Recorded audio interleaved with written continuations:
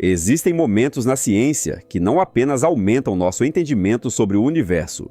Eles destroem toda a estrutura que havíamos construído para tentar contê-lo. A maioria desses momentos acontece em silêncio. Eles não surgem em um grande anúncio, mas no instante em que um único dado se recusa a encaixar no modelo. Eles acontecem em observatórios, nas horas frias antes do amanhecer, quando alguém olhando através de uma lente percebe que o número que acabou de registrar simplesmente não pode estar certo, e então percebe que está. Na história da astronomia, poucos momentos carregaram o peso de uma noite como aquela em 1924, quando um homem chamado Edwin Hubble se sentou diante de uma placa fotográfica de vidro e acompanhou o pulso fraco de uma estrela que reescreveria tudo o que pensávamos saber sobre o nosso lugar no cosmos. A estrela estava dentro da nebulosa de Andrômeda, e o que Hubble entendeu naquele momento foi que aquilo não era uma nebulosa, era uma galáxia, outro universo por si só, flutuando na escuridão a 2,5 milhões de anos-luz de casa. Aquela revelação foi apenas o começo. Antes de seguirmos nessa viagem pela história de Andrômeda, já deixa o like no vídeo e se inscreve no canal, porque aqui a gente explora o universo com profundidade, sem pressa e sem simplificar demais aquilo que torna o cosmos tão fascinante. Muito antes de Hubble, muito antes de qualquer telescópio ser apontado para o céu, a galáxia de Andrômeda já estava lá, suspensa na escuridão do outono no hemisfério norte como uma mancha de luz que parecia não pertencer a lugar nenhum. Povos antigos devem tê-la notado, uma marca pálida pressionada contra a constelação que os gregos batizaram em homenagem à princesa Andrômeda, filha de Cassiopeia, presa em correntes e resgatada por Perseu. É uma mitologia adequada para um objeto que, por si só, permaneceria preso e identificado de forma errada durante a maior parte de 1000 anos. O primeiro registro conhecido vem do astrônomo persa Abd al-Rahman al-Sufi, que em 964 d.C. a descreveu em seu livro das estrelas fixas como uma pequena nuvem. Era uma descrição razoável para os instrumentos disponíveis a ele. A olho nu, ela não parece muito mais do que isso. Um brilho suave e alongado, quase impossível de distinguir da luz difusa da própria Via Láctea. Durante séculos, ela permaneceu catalogada, mas sem explicação. Quando os telescópios finalmente surgiram no início do século XVII, os astrônomos conseguiram observar melhor sua estrutura. Um brilho central, um halo de luz estendido, algo que se parecia, mas não combinava exatamente, com as nebulosas gasosas encontradas em outras partes do céu. Em 1764, Charles Messier a adicionou como o 31º item em seu catálogo de perigos celestes. Objetos que pareciam cometas, mas não eram, e que por isso precisavam ser documentados para que os caçadores de cometas não se confundissem com eles. Messier estava, de certa forma, catalogando as distrações do universo. Ele não fazia ideia de que, entre sua lista de incômodos embaçados, havia centenas de galáxias inteiras. Ele simplesmente queria manter os cometas bem identificados. A ironia é extraordinária. O 31º item em uma lista de coisas a serem ignoradas acabaria se tornando um dos objetos mais estudados de toda a história da ciência. No século XIX, o debate havia se intensificado. William Parsons observou estruturas espirais em várias dessas chamadas nebulosas e as colocou em uma nova classificação, as nebulosas espirais, que ele acreditava serem formações gasosas peculiares dentro da Via Láctea. A maioria de seus contemporâneos concordava. A ideia de que aquelas espirais fracas poderiam ser galáxias separadas exigia aceitar uma escala do universo tão enorme que parecia quase irresponsável. Ainda assim, nem todos estavam dispostos a descartar essa possibilidade. O início do século XX levou essa tensão ao ponto máximo no que ficou conhecido como o Grande Debate de 1920, realizado diante de uma plateia no Museu Nacional de História Natural do Smithsonian, em Washington. De um lado estava Harlow Shapley, que defendia que a Via Láctea era o universo inteiro e que todas as nebulosas espirais conhecidas estavam contidas dentro dela. Do outro estava Heber Curtis, que havia notado algo preocupante em placas fotográficas antigas de Andrômeda, uma densidade de eventos de novas muito maior do que seria esperado em uma nebulosa, todas elas parecendo dramaticamente mais fracas do que as novas observadas dentro da nossa própria galáxia.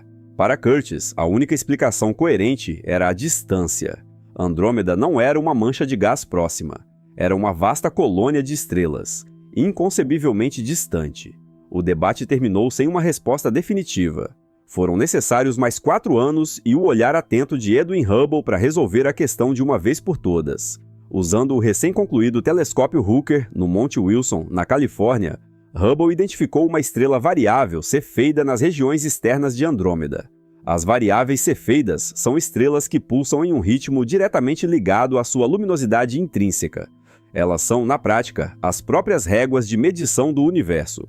Comparando o período de pulsação com o brilho aparente da estrela visto da Terra, Hubble calculou sua distância real. O resultado era claro. Andrômeda estava a mais de 1 milhão de anos-luz de nós, muito além de qualquer limite concebível da Via Láctea. Ela era sua própria galáxia, e se Andrômeda era uma galáxia, então todas as outras nebulosas espirais espalhadas pelo céu também eram galáxias. Em um instante, o universo cresceu de uma única ilha para um oceano de ilhas, cada uma enorme, cada uma impossivelmente distante. A escala de tudo o que existia se expandiu por um fator que a mente humana ainda não conseguiu absorver completamente. Andrômeda é uma galáxia espiral barrada, de arquitetura bastante parecida com a Via Láctea, embora seja maior, mais pesada e, em certos aspectos, mais violenta em sua história. O disco visível de estrelas se estende por aproximadamente 220 mil anos-luz em sua maior largura, significativamente mais largo do que a nossa própria galáxia, e contém uma população estelar que os astrônomos estimam em mais de 1 trilhão de estrelas. Ao redor dela, se estendendo por mais de 1 milhão de anos-luz em todas as direções, existe uma vasta atmosfera de plasma difuso conhecida como halo galáctico, expulsa pelas energias colossais das fusões e colisões do passado de Andrômeda. Esse halo é tão grande que já se sobrepõe ao nosso. As duas galáxias, em um sentido muito real, já estão se tocando, e já fazem isso há algum tempo. Dentro dessa atmosfera de plasma, existem mais de 20 galáxias satélites conhecidas, pequenas companheiras presas pela gravidade que orbitam Andrômeda, mais ou menos como a Lua orbita a Terra. 2 delas, Messier 32 e Messier 110, carregam as cicatrizes de interações violentas no passado. Messier 32, em especial, é um objeto peculiar, uma galáxia elíptica compacta com apenas 6.500 anos-luz de diâmetro, mas ancorada por um buraco negro supermassivo grande demais para algo do seu tamanho atual. A implicação é desconfortável. Messier 32 quase certamente já foi uma galáxia muito maior. O que vemos hoje é um remanescente, o núcleo sobrevivente de algo que Andrômeda despedaçou ao longo de bilhões de anos, consumindo suas camadas externas e deixando para trás apenas o núcleo denso, preso ao buraco negro. Ela orbita seu destruidor como uma lembrança. No coração de Andrômeda está uma de suas características mais incomuns. O núcleo galáctico é dividido em 2 concentrações distintas de estrelas, conhecidas como o núcleo duplo, designadas P1 e P2. P1 é a mais brilhante das duas, mas não fica no verdadeiro centro geométrico da galáxia. Acredita-se que ela seja um aglomerado assimétrico de estrelas antigas, se movendo em órbitas excêntricas ao redor de P2, que é o núcleo real. P2 abriga o buraco negro supermassivo central de Andrômeda, estimado em mais de 100 milhões de vezes a massa do Sol. Isso é aproximadamente 25 vezes mais massivo do que Sagitário A estrela, o buraco negro no centro da nossa própria galáxia. A diferença de escala quase certamente é consequência da história. Cada galáxia que Andrômeda absorveu alimentou seu buraco negro central com mais massa e matéria.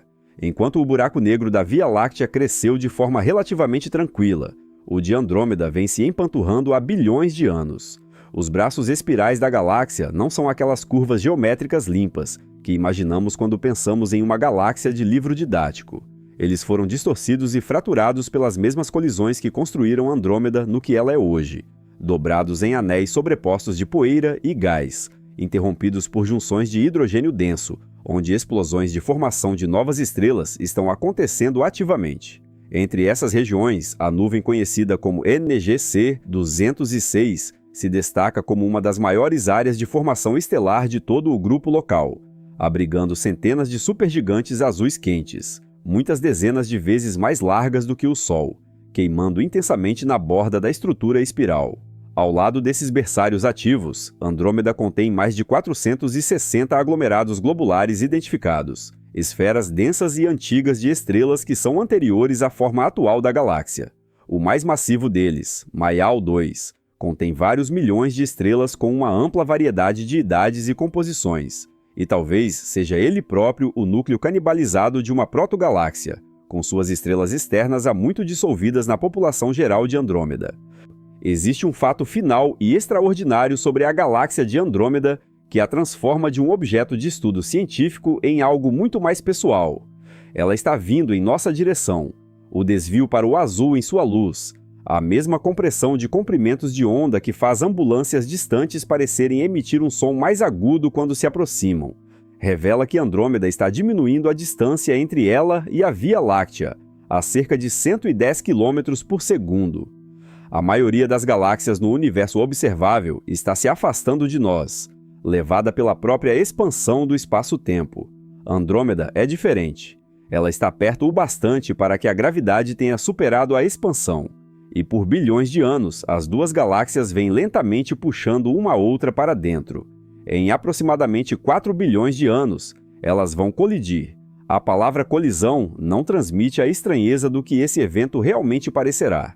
O espaço entre estrelas individuais é tão vasto, mesmo dentro de uma galáxia densamente povoada, que a probabilidade de duas estrelas baterem fisicamente uma na outra é extraordinariamente baixa. O que acontece, em vez disso, é uma catástrofe gravitacional, um desmanche em câmera lenta de duas estruturas espirais, enquanto sua gravidade mútua distorce, estica e, por fim, desmonta a arquitetura de ambas. Estrelas serão arremessadas para fora em longas correntes de maré. Outras serão arrastadas para dentro, em direção ao centro galáctico combinado. O destino do próprio sistema solar nesse cenário é realmente incerto. Simulações sugerem que ele poderia sobreviver à fusão de forma relativamente intacta, ou ser ejetado para as regiões externas da nova galáxia, ou, em resultados mais extremos, ser lançado completamente no espaço intergaláctico, um sistema solar errante, desprendido de qualquer galáxia, vagando sozinho pelo vazio. Ao longo de centenas de milhões de anos após a colisão inicial, os dois núcleos galácticos vão espiralar um em direção ao outro, com os buracos negros centrais liberando energia na forma de ondas gravitacionais, ondulando o tecido do espaço enquanto suas órbitas ficam cada vez mais apertadas. Eventualmente, eles vão se fundir em um único buraco negro supermassivo no coração de uma nova galáxia elíptica, uma vasta nuvem amorfa de estrelas que os astrônomos já batizaram de Milkdrômeda. Ela será grande, difusa e antiga. Com seu gás formador de estrelas já consumido nas consequências da colisão, ela produzirá poucas estrelas novas, lentamente em escalas de tempo que tornam minúsculo tudo o que veio antes. Suas estrelas existentes vão envelhecer e esfriar. As mais brilhantes vão se esgotar primeiro, depois as mais fracas, depois as ainda mais fracas, até que as últimas brasas estelares desapareçam abaixo do limite de luminosidade e se apaguem. É assim que essa história termina. Não com violência, mas com um silêncio tão completo que chega a parecer pacífico. Duas galáxias que passaram 10 bilhões de anos crescendo, colidindo, consumindo, puxadas uma para a outra através de milhões de anos-luz por nada além da gravidade, finalmente se tornarão uma só. E então, muito lentamente, nada. Nós estamos, de forma notável, vivos no ponto intermediário dessa história. Cedo o bastante para ainda ver o universo cheio de luz, tarde o bastante para entender o que essa luz significa. As pessoas que primeiro olharam para aquela mancha pálida no céu de outono e a registraram como uma pequena nuvem, não poderiam saber o que estavam registrando. Não poderiam saber que estavam olhando para outra Via Láctea, ou que o destino dela e o nosso já estavam entrelaçados, ou que em 2,5 milhões de anos, a luz que chegava aos seus olhos havia deixado uma galáxia que já estava se movendo para nos encontrar. Agora nós sabemos. E o que escolhemos fazer com esse conhecimento talvez seja a pergunta mais interessante que ainda nos resta. Se esse vídeo fez você olhar para Andrômeda de um jeito diferente, deixa o like e se inscreve no canal para continuar acompanhando essas viagens pelo universo. E antes de sair, Tem outro vídeo aparecendo agora na tela que também vai te levar para uma jornada incrível pelo espaço. Clica nele e continua explorando comigo, porque quanto mais a gente entende o cosmos, mais impressionante ele se torna.